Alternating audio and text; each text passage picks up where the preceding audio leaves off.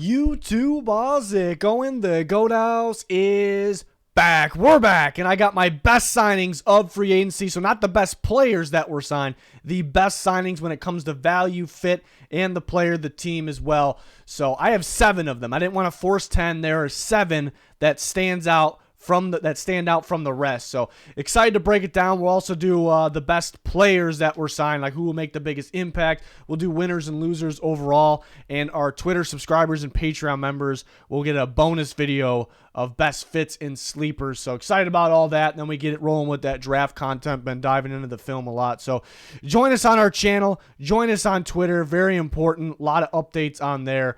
Like a madman, I'm going to start from 1. Usually you count down, but I'm going to start at 1 here, and then we'll get into the signings I least like at the end here. So number 1, I think the best signing overall was Frankie Lavue to the Commanders. Gave that one an A+ in all of our grade videos. Tremendous value. 3 years, $31 million is the base value. To me, that's a steal based on how he's been playing the last couple of years. Remember the Panthers switched defensive coordinators because of a coaching change there, and he was still just as good. So sometimes linebackers, that weird position where are they the same, with a different coach or different scheme. He seems to be just a ball player either way. A big-time playmaker at the linebacker position. He can blitz, get in the backfield. He's very rangy. He can cover very well as well. So I like his game a lot. Feels like he's just getting going to Dan Quinn's defense. I mean, that just seems like a weapon that he hasn't had. He had edge rusher weapons like Micah Parsons, but at the actual off-ball linebacker spot, which we saw actually Parsons play a bit of his first year, so we'll see Lavue be used like a playmaking weapon that he is under Dan Quinn. But again, the value is crazy. I thought these linebackers would actually get maybe overpaid or kind of get close to. For Lavue, I thought it'd be like 15, 16 million. I thought Queen would be 16 or 17 million. I thought that's a little rich, but they are good players with some upside. 3-year, $31 million is just excellent. Love the fit, love the value. That's my number 1 best signing when you factor in everything in free agency. So far, there's still some guys out there, but we're kind of getting towards the end of the big part of it here. Number 2 is going to be Cameron Curl.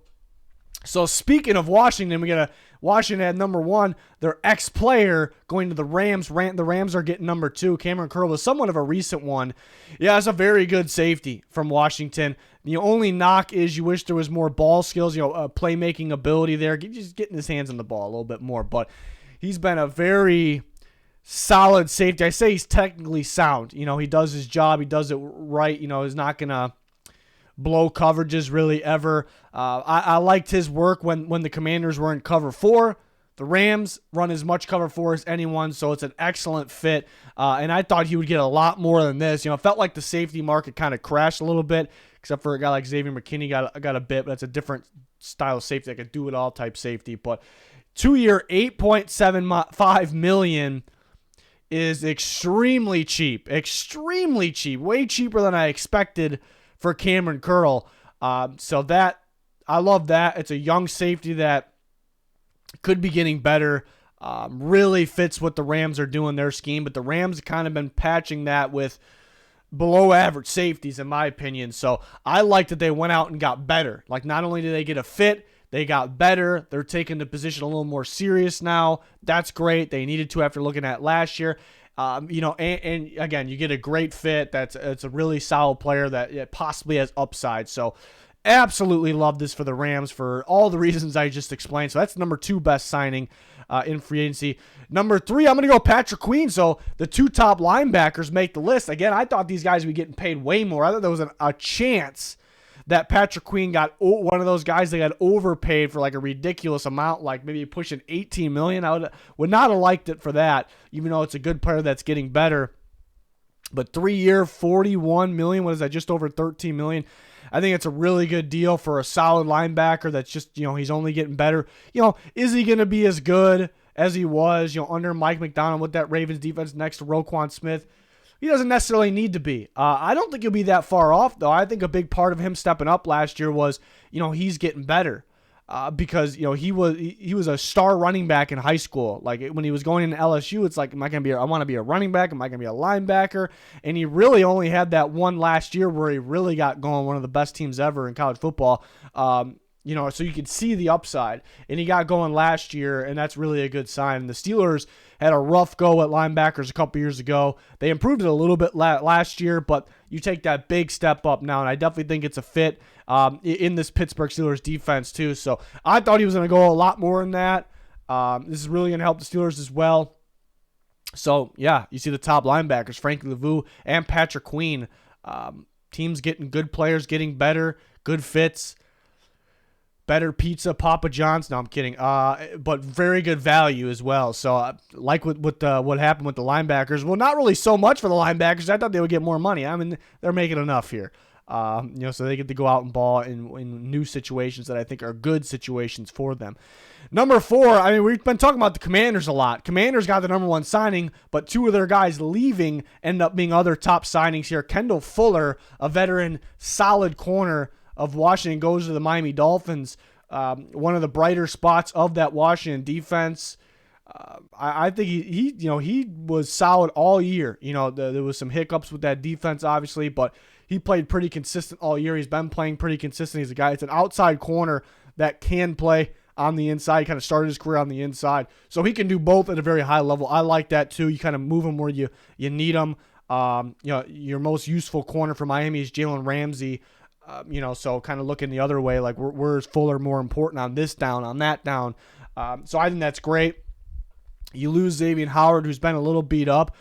He had a big contract, so you wanted to lose him, obviously. They purposely did it. But you get a very solid corner.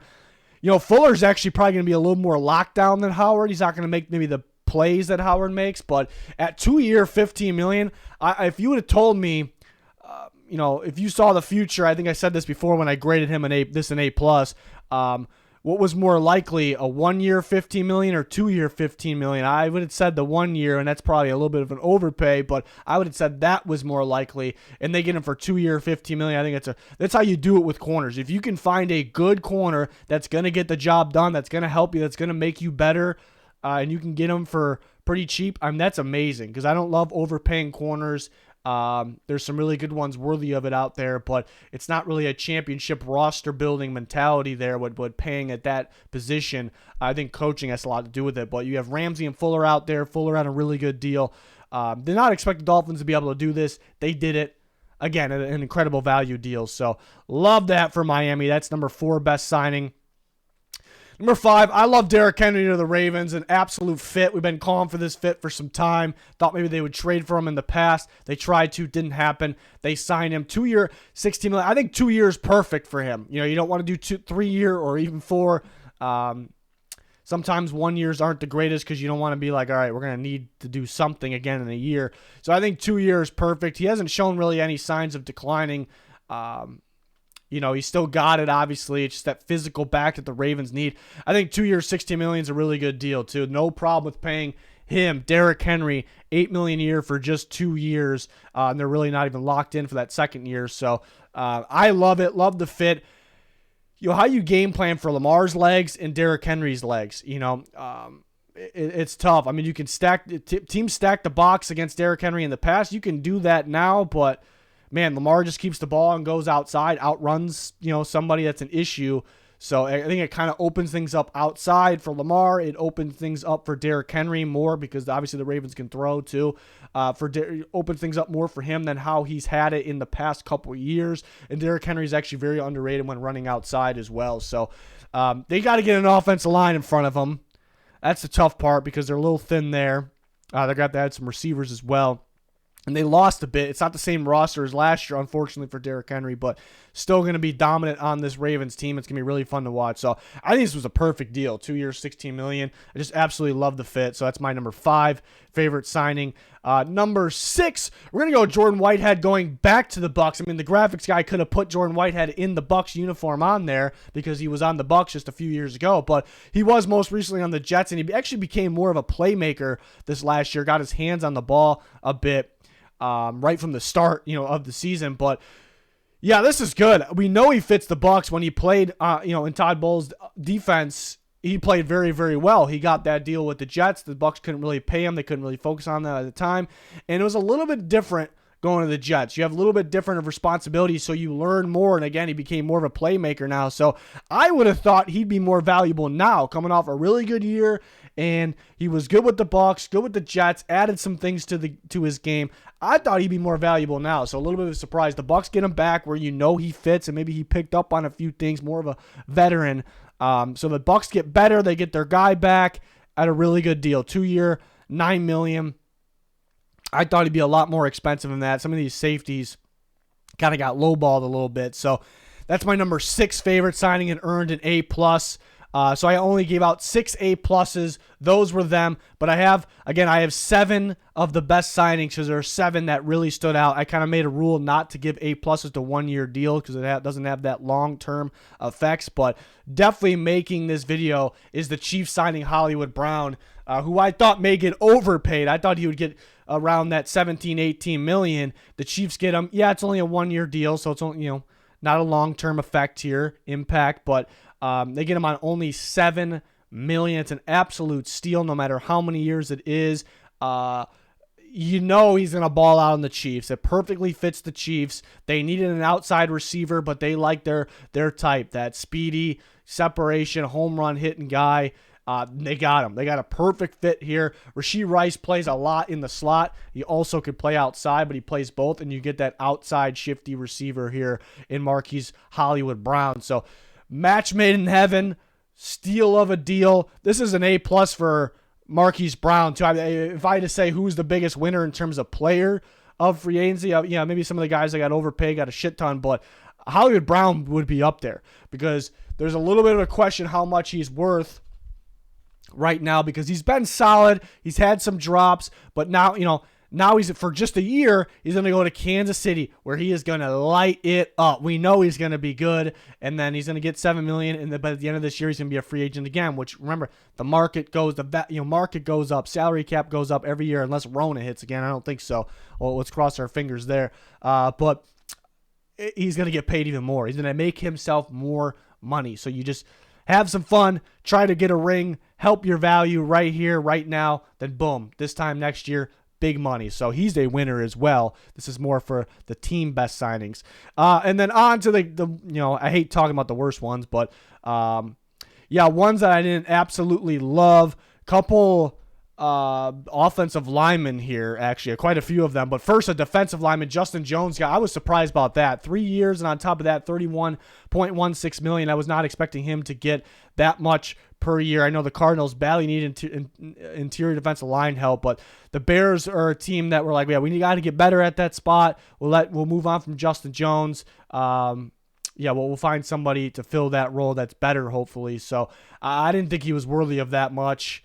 I still think Cardinals need major upgrades there. A center, Aaron Brewer for the Dolphins. Yeah, he came from a really brutal offensive line. This isn't overly expensive, but you're kind of paying him that second tier of centers. I thought he was like a really cheap one. I thought he was one. There's some centers that are getting paid like $4 million and under per year. I thought he'd be in that range. So it just felt like, if you really wanted a center, you pay a little bit more and get a far better one, or go a little cheaper to get about the same exact player, and you save money, which the Dolphins need to do. So that was a little confusing. And I have loved what the Commanders have done, but Tyler Biadasz, I guess he's familiar with Dan Quinn, so that's good. They get better. They needed a center.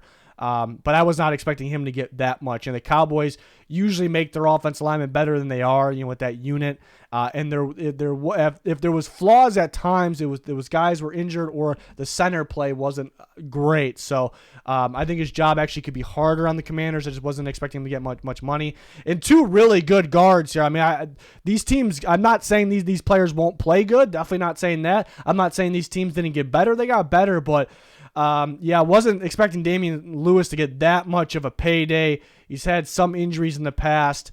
How will he be on the, and they already upgraded with Hunt at guard.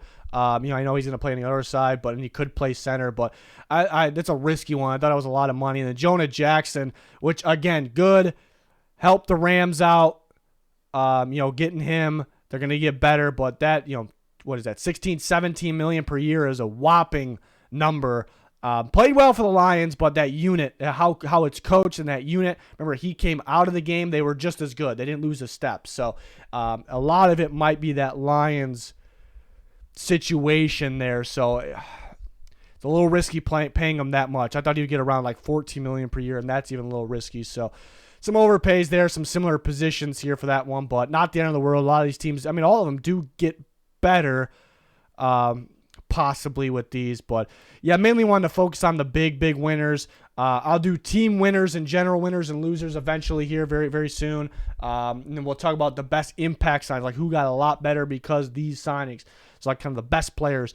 And then Twitter subscribers and Patreon members will get a video of me kind of going over best fits in sleeper signings. So kind of a similar video there. So join us on all of our accounts here. Be much appreciated. Check out our sponsors, GLD Shop, Liquid IV, code GOAT, percentage off. It's going to do it. Thanks for watching. Goodbye.